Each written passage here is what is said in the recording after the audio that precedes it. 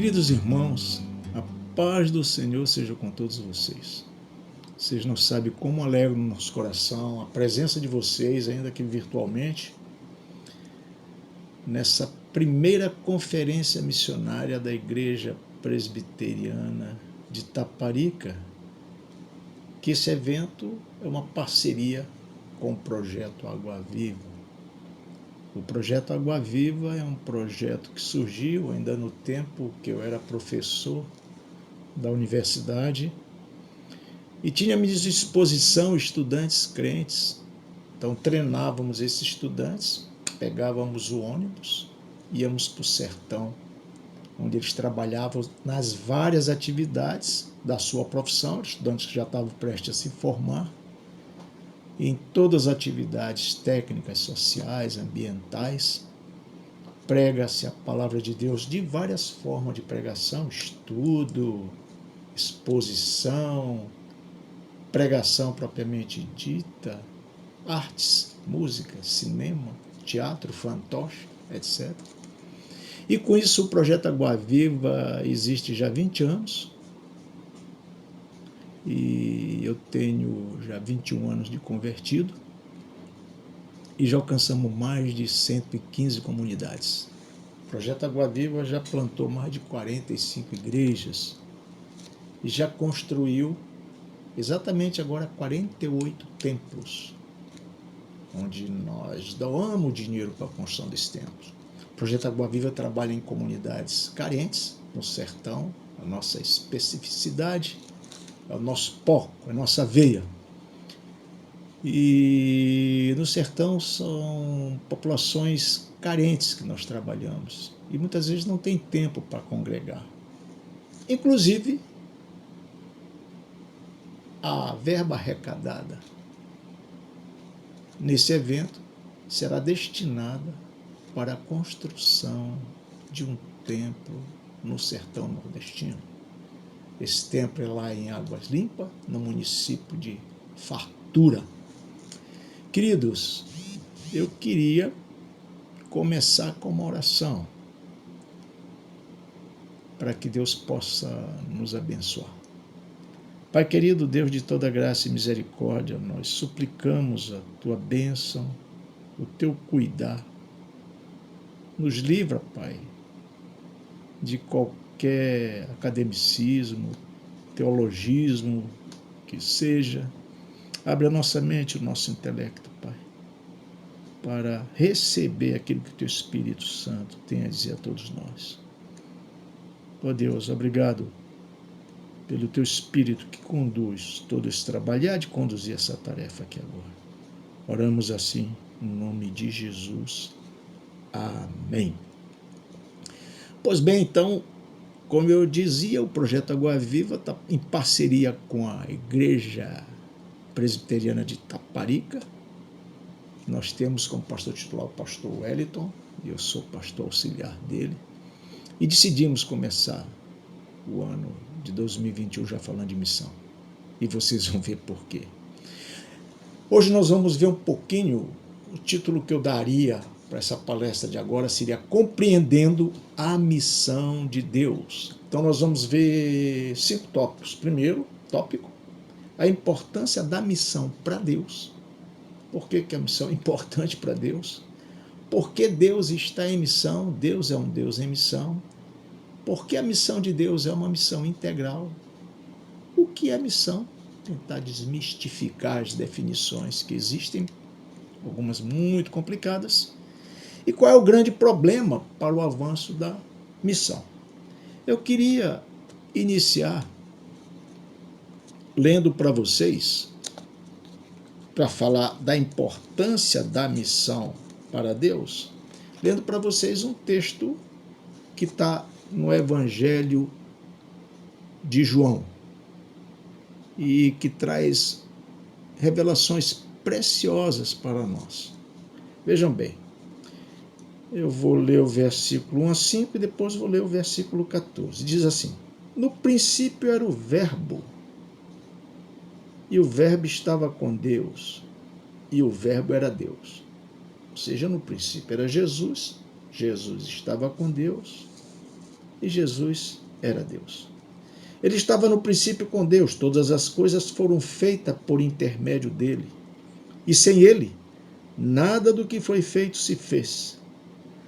A vida estava nele, e a vida era a luz dos homens. A luz resplandece nas trevas, e as trevas não prevalecem contra ela. Versículo 14. E o Verbo, Jesus, se fez carne, habitou entre nós, cheio de graça e de verdade, e vimos a sua glória, glória como do unigênito do Pai. Que maravilha! Que texto revelador, e vai dar base para a gente entender a importância da missão de Deus, porque Deus entra em missão, e como é a missão de Deus. Queridos, você vê que o texto, a primeira observação que ele faz, informação que ele dá, a primeira revelação que ele dá, é dizer que Jesus é um ser divino. Logo no versículo 1, Jesus é Deus.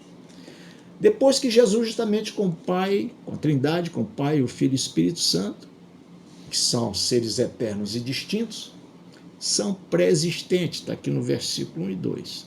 Pré-existente, já existiu antes da fundação do mundo.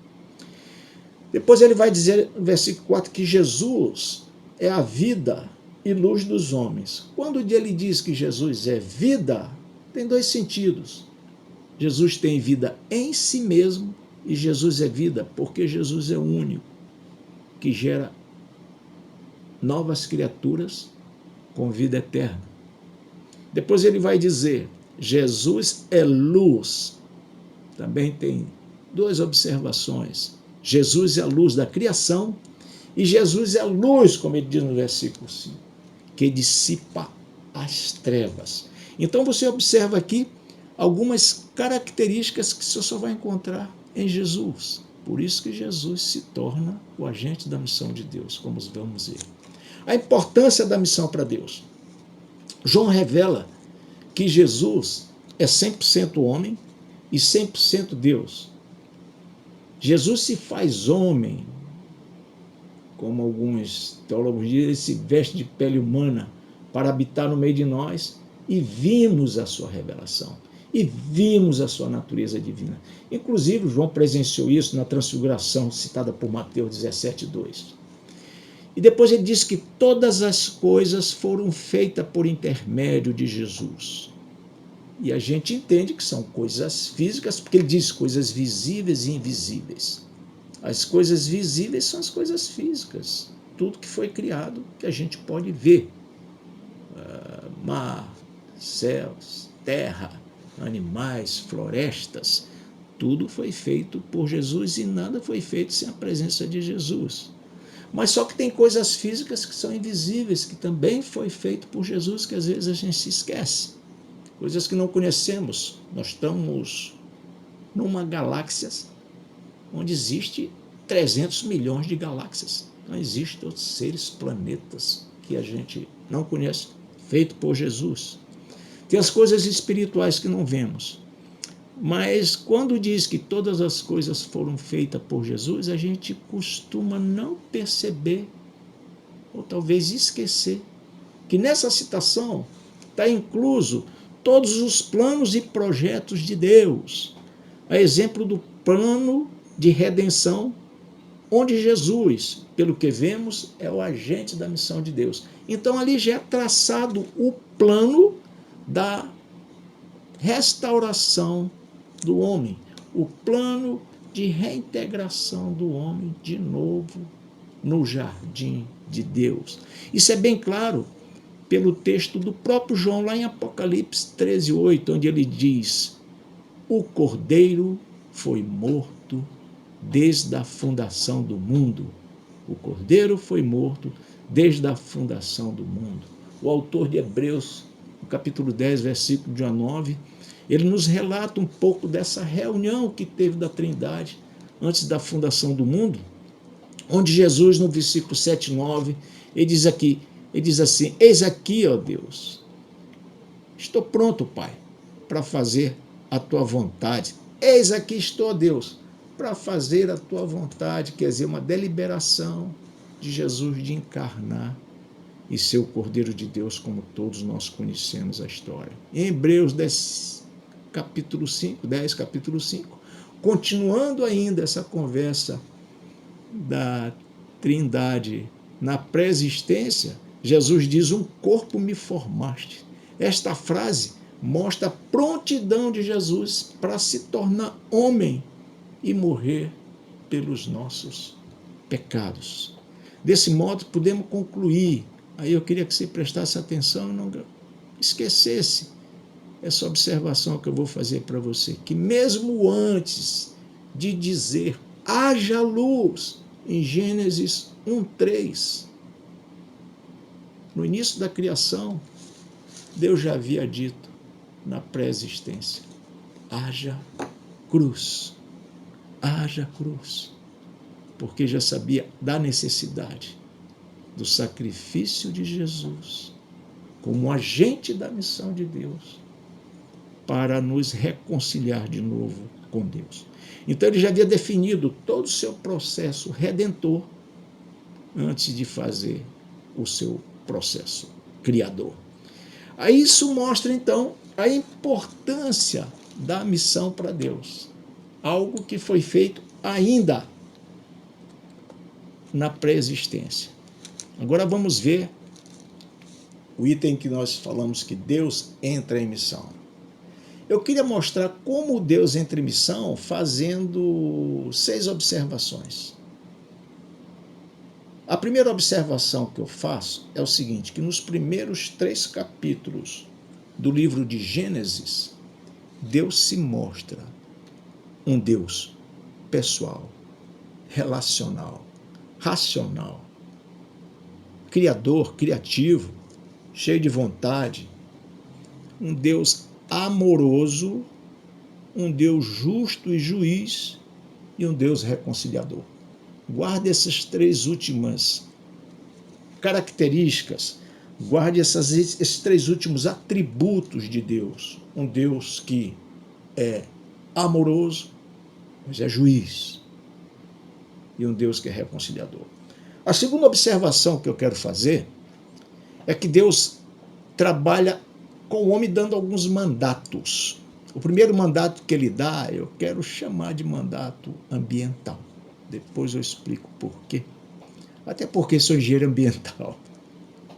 Então Deus diz assim mais ou menos o texto de Gênesis 1:26, façamos a Trindade. Está presente o homem à nossa imagem e semelhança, e tenha ele domínio sobre toda a natureza criada e sobre toda a criação. Deus está fazendo dali o homem um co-administrador. Deus está dizendo ao homem para ter domínio sobre a natureza criada e a criação. Entende-se já aí que o meu próximo é a criação de Deus. Então esse mandato dado para cuidar da criação inclui o cuidado com o meu próximo, onde Jesus depois vai dizer: ama o teu próximo como ama a ti mesmo. A terceira observação que eu quero fazer significa que, quando Deus diz, façamos o homem à nossa imagem e semelhança, significa que Deus tem atributos, que a gente chama de atributos comunicáveis, que Deus passou para o homem. Por isso que o Paulo vai dizer que nós somos feitos um pouquinho menor do que Deus. Isso significa que o ser humano foi criado dotado de um corpo, mas também de um espírito. Gênesis 1:27 diz que Deus sopra o fôlego da vida nas narinas do homem, e o homem passou a ser vivente. Ali o homem de carne e osso se torna um ser espiritual, dependência de Deus, carregando toda a dependência de Deus. Temos, com essa imagem e semelhança de Deus, a capacidade de criar, a capacidade de amar, de ter misericórdia, a capacidade de nos relacionar, porque Deus é um ser relacional, a capacidade de gerir os projetos de Deus, a capacidade de reproduzir os santos caminhos de Deus com autonomia de ser bênção ou ruína desse ser original. O homem tinha a capacidade de usufruir a vida eterna, porque Deus que o criou é um Deus eterno. Ser imagem e semelhança de Deus também significa isso. Significa também que fomos criados para refletir e reproduzir os santos caminhos de Deus. A quarta observação: Deus dá um segundo mandato. Primeiro mandato ambiental, depois Deus nos faz imagem e semelhança, e aqui nós temos agora uma segunda observação, uma quarta observação que vai ser o segundo mandato que Deus dá ao homem. Deus, determinado tempo, está lá em Gênesis 1, 28, chama Adão e Eva, eu imagino que num canto do jardim, e ali Deus cria a primeira instituição, que é a família. Ali Deus celebra o casamento de Adão e Eva, vamos dizer assim, que é o que acontece. Ele abençoa os dois, manda ser fecundo, se multiplicar e encher a terra, porque já era plano de Deus, desde a pré-existência, ter um povo para si, ter uma família de filhos, onde Jesus Cristo seria o primeiro, o primogênito entre muitos irmãos. Isso está lá em Romanos 8, 29. A quinta observação: Deus dá um terceiro mandato ao homem. E aqui é o mandato cultural, que aqui eu queria pedir a liberdade a vocês de chamar de mandato ético-moral. Por que eu quero chamar de mandato ético-moral? Porque foi dado ao homem nesse mandato a capacidade de escolha, de obedecer a Deus ou não.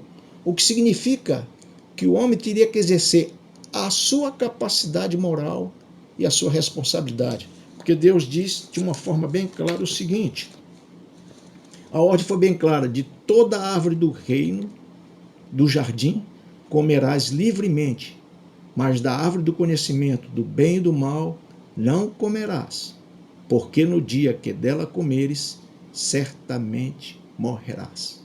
E o homem então decide desobedecer a Deus. Essa história toda nós já conhecemos. E aí acontece a maior catástrofe da humanidade, a maior catástrofe que a humanidade tem conhecimento, que é a queda do homem. Está lá em Gênesis 3, o capítulo todo de Gênesis 3 vai refletir a queda do homem.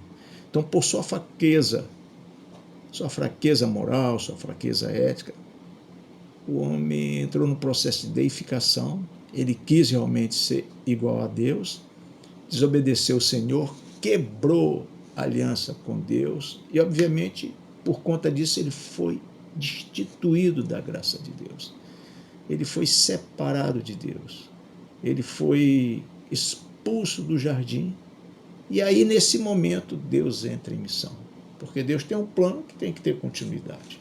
E aí Deus entra propriamente em missão para pôr em prática o seu plano de redenção, já concebido, como falamos, na pré-existência, de reconciliação do homem consigo mesmo, onde Jesus é o agente dessa reconciliação. Agora, por que Deus está em missão? Bem, diante da queda de Adão, sem arrependimento, Deus usa o seu juízo. Lembra que eu mandei gravar? Deus é amoroso, é justo, é juiz e é reconciliador. E expulsa Adão da presença dele. Destitui Adão da sua graça e do seu espírito. A corrupção, então, ela atinge toda a criação. A imagem e semelhança de Deus no homem, a capacidade de amar, de reproduzir os santos caminhos de Deus, de ter misericórdia, capacidade criativa, existe, mas de uma forma distorcida, com objetivos muitas vezes agora escusos, malignos, maldosos. E a morte entra na história do homem. Além do homem perder o relacionamento com Deus, o homem perde a capacidade de ser aquele coajudador, aquele administrador que Deus tanto queria. Perde também a capacidade de trilhar os santos caminhos de Deus, isso fica bem claro. Quando falamos na queda, geralmente a gente pensa na destituição da glória de Deus sobre o homem. O homem foi destituído da glória de Deus. Só que não ter mais a glória de Deus significa algo muito mais além que nem sempre a gente percebe. Por exemplo, destituição da graça de Deus, o homem se torna egoísta, bruto, hedonista, preconceituoso, violento. Sem a graça de Deus, o homem se torna racista, machista, cínico, fofoqueiro, autoritário, interesseiro, moralista, desonesto, inoperantes na obra do Senhor Deus. Então se vê que é uma catástrofe sem precedentes. Com base nessas observações da queda, Deus entra em missão e Deus é um Deus que está em missão. Perceberam? Agora vamos ver o outro tópico. Por que a missão de Deus é integral? Explicando simplesmente à luz da Bíblia. Deus, prevendo que o homem caído não tem mais o seu espírito, não conseguiria cuidar do ambiente, não conseguiria cuidar da ordem social, não conseguia ser um ser espiritual, ético, moral, não conseguiria ser um ajudador de Deus, Deus então decide restaurá-lo ambientalmente, socialmente, ética e moralmente e espiritualmente. Assim se vê que a missão de Deus não visa simplesmente ou somente restaurar o homem espiritualmente, mas sim restaurar o homem em todas essas áreas caídas. A quem Deus confiou sua missão? Primeiramente a Jesus, como já vimos. Depois ele confia a sua missão à sua igreja, a cada um de nós. Agora vamos ver uma definição simples de missão. O que seria missão? Baseado em tudo que vimos, que observamos, a gente pode dizer que missão é a ação do coração de Deus para trazer seus filhos de volta para o jardim. Tarefa que ele confiou à sua igreja, repito, a cada um de nós. E há uma regra bem clara que Deus colocou. Cada escolhido para voltar ao jardim deve ser um ajudador do seu próximo, no sentido de trazê-lo também para o jardim. 2 Coríntios 5, 18, 19 e 20. Então, missão é isso, é a ação do coração de Deus, são todas as ações para trazer o homem de volta para o jardim de Deus. Essas ações são sistematizadas, são bem elaboradas, são planejadas, e todas as ações envolvem a exposição da palavra de Deus nas várias formas de ensino, de ações sociais, através de ações técnicas e através de ações ambientais. Quando trabalhamos nas comunidades carentes do sertão, isso é feito porque não tem jeito de chegar no sertão e apresentar o evangelho do Senhor Jesus Cristo. Jesus te ama, o cidadão aceita, se batiza, nós voltamos para casa, deixamos lá o missionário e vai dizer, e aí, o que acontece? Aí se vê a necessidade da missão de Deus. Jesus, se a gente for ver, lembrei agora, a agenda missionária de Jesus, Lucas 4,18 expõe essa agenda missionária, e Mateus 4, 23 a 25, diz o seguinte: percorria Jesus toda a Galileia, ensinando nas sinagogas, pregando o evangelho do rei, curando. Se vê uma preocupação além da exposição da palavra, da pregação e do ensino. As enfermidades, ele falava assim, venha a mim todos que estão cansados e sobrecarregados. Ele falava das opressões, e são as opressões físicas, políticas, sociais, existenciais, psicoemocionais. Então se vê que a missão de Jesus, ela é uma missão integral, vai além da pregação do evangelho. E quando se fala em atividades como ambientais, nós temos que ter cuidado com a água que o cidadão está bebendo. Muitas vezes é só um poço, um açude, onde bebe os animais e as pessoas. Então, medidas simples de descontaminação de água é parte da missão integral. A contaminação ocorre muito porque não tem sistema de esgoto. A maioria das cidades brasileiras não tem tratamento de esgoto, tem sistema de coleta, mas tratamento não tem. E quando tem, não é tratamento eficiente, e os esgotos são jogados no rio, nos mares. Então você chega numa comunidade pequena do sertão do Nordeste, isso acontece. E você ensina sistemas simples de fossa cética, onde o esgoto já é tratado, o material fecal é tratado, e muitas vezes pode ser reutilizado como fertilizante orgânico junto com folhas, galhos, matéria orgânica e excrementos de animais, e fazer um fertilizante para adubar o solo. Assim, você tenta restaurar a dignidade do homem.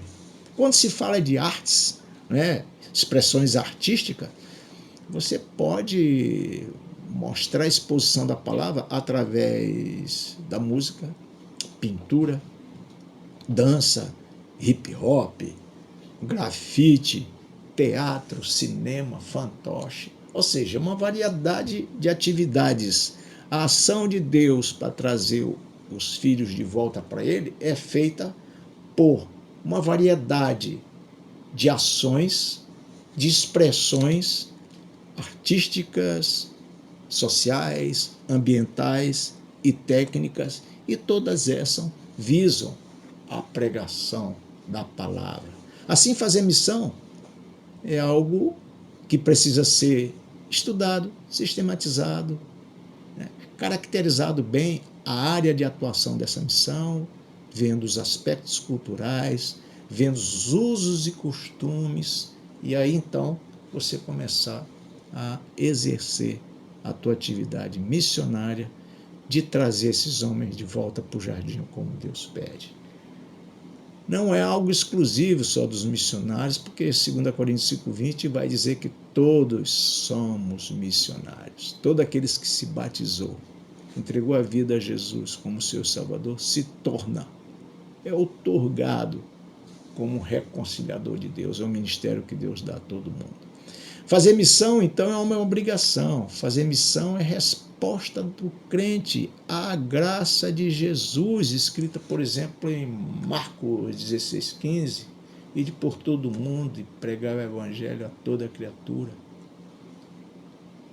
Quem crê e for batizado será salvo. Quem não crê continua condenado. Quem não crê continua sob a tríplice morte, morte física, morte espiritual e morte eterna. Então, com base em vários textos que estão expostos e claros no Novo Testamento, a exemplo da grande comissão, João 21:20, assim como o Pai me enviou, também vos envio, Atos 1:8, 2 Coríntios 5:18, 19 e 20,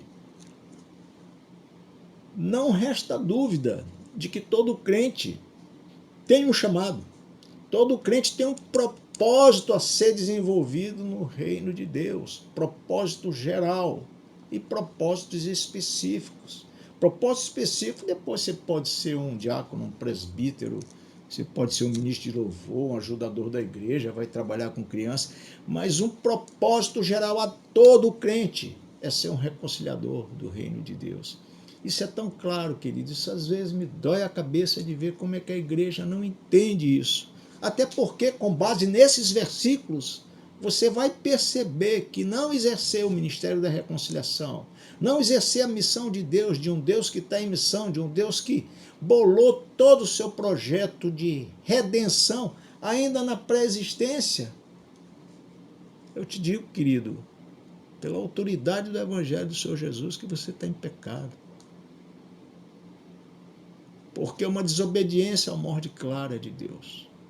Você está em pecado porque você está banalizando a morte de Jesus na cruz. Serviu para você e você não está querendo que sirva para mais ninguém. E você está ignorando a natureza reconciliadora de Deus.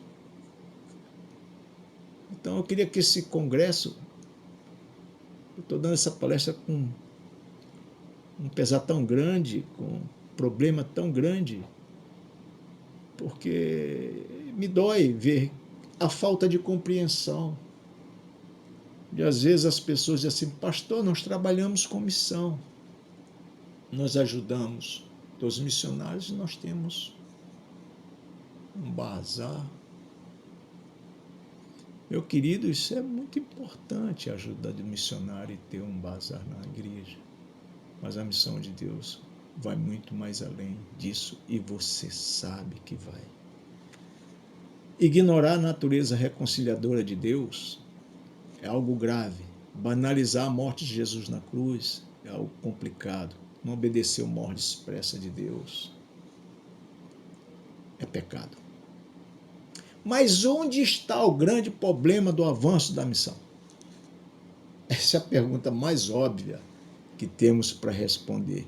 O grande problema da missão de Deus somos nós.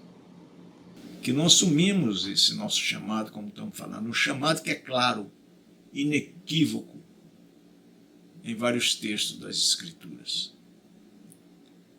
A reconciliação, entenda isso, é uma tarefa que cabe a cada crente. E se você vê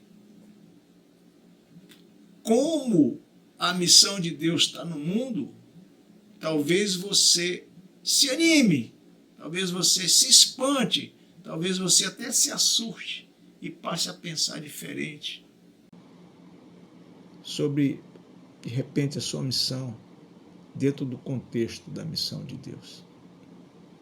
Eu vou te passar alguns dados estatísticos e queria que você refletisse comigo agora. Por exemplo, a ONU registra que nós temos 195 países. Esses 195 países somam aí um total de 7 bilhões de pessoas. Vejam bem. Esses 7 bilhões de pessoas abrigam 17 mil etnias. Dessas 17 mil etnias, 7 mil, ou seja, 8 bilhões de pessoas, ainda não foram alcançadas pelo Evangelho. E cerca de 4,2 bilhões desses não alcançados são não alcançados e isolados, o que torna a tarefa muito mais difícil. Isso é dados da Junta de Missões Internacionais e do Instituto de Povos Não Alcançados. Ou seja, a gente chega à conclusão que 41% da população mundial aí nunca ouviu falar de Jesus. Olha que coisa estarrecedora, impactante. Apenas 1 em cada 1.800 pessoas, quando entrevistados, disseram que poderiam ir a algum lugar do mundo pregar o Evangelho. Olha que falta de compreensão do que é o cristianismo. 1 em cada 1.800 se dispõe. Dos que se dispõem aí, a maioria tem ido para países que já estão alcançados. Isso é outro problema. Um país é considerado alcançado, uma etnia, quando tem mais de 2% de cristãos. O grande problema, perceba aqui comigo, é que esses dados que eu acabei de te citar são de 2011. E se você lembrar que 147 mil pessoas morrem por dia e nasce média de 2.000 e 11.000 pessoas por dia, você vê que esse déficit, a tendência dele é aumentar. Então, a quantidade de pessoas que não conhecem Jesus vai aumentar. Alguém já disse que o evangelho só será boa nova se chegar a tempo. E a gente se pergunta, o que é que nós temos feito? Uma pergunta pessoal, né? O que é que eu tenho feito? Faça essa pergunta a você mesmo. O que é que minha igreja tem feito? De que forma nossas igrejas podem ter outra visão? Eu louvo a minha igreja por começar janeiro já pensando na missão de Deus, por querer refletir o ano sobre a missão de igreja. É uma igreja que ano que vem vai fazer 20 anos, 30 anos, 30 anos. É uma igreja que sempre teve a inspiração missionária. Tanto é que em janeiro nós já estamos com o pé na estrada. Eu louvo a Deus, porque nós estamos tentando, enquanto Igreja Presbiteriana de Itaparica, ter uma outra visão. Não queremos ser uma igreja de ministério de manutenção. Nós queremos que Jesus gere vida em nosso meio. Nós queremos que Jesus seja aquela luz que tire pessoas das trevas, como lemos lá em João. A visão da igreja tem que mudar. Quando eu digo ministério de manutenção, é quando você tem uma igreja cheia com crentes e tem um ministério de mocidade, de adultos, de jovens, de adolescentes, ministério das senhoras. Aí comemora o dia da Páscoa, o dia da Bíblia.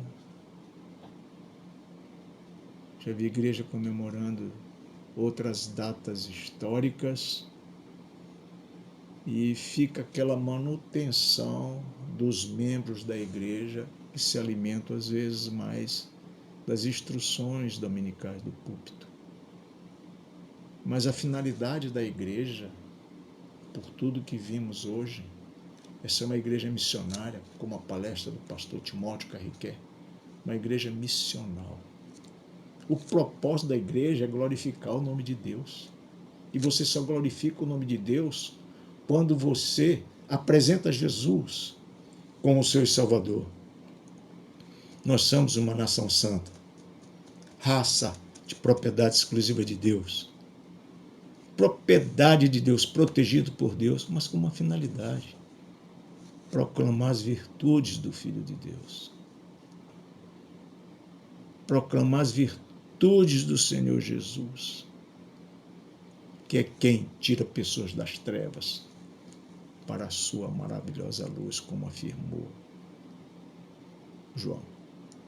Queridos, Tiago 2,17, na nova tradução da linguagem de hoje, NTLH, ele diz algo que precisamos refletir. Diz o seguinte: portanto, a fé é assim. Se não vier acompanhada de ações, é coisa morta. Repetir para você. Portanto, a fé é assim. Se não vier acompanhada de ações, é coisa morta. Eu queria que essa conferência, não essa palestra, mas tem outras, pudesse te trazer à mente a tua finalidade. Como está teu relacionamento com Jesus? O que você tem feito por Jesus? Se você foi escolhido antes da fundação do mundo, se Deus te teceu no ventre da madre, te justificou, te reconciliou com Ele, jogou sobre você a sua própria paz, você vive em paz com Deus, por um propósito. Isso tudo tem um propósito. Se esse propósito não está sendo cumprido, como é que pode existir um relacionamento saudável com Deus? Pense nisso. Não deixe de meditar no fato de que você foi escolhido por Deus para reproduzir seus santos caminhos. Foi escolhido por Deus para proclamar a salvação em Jesus. Que o Senhor te abençoe. Amém.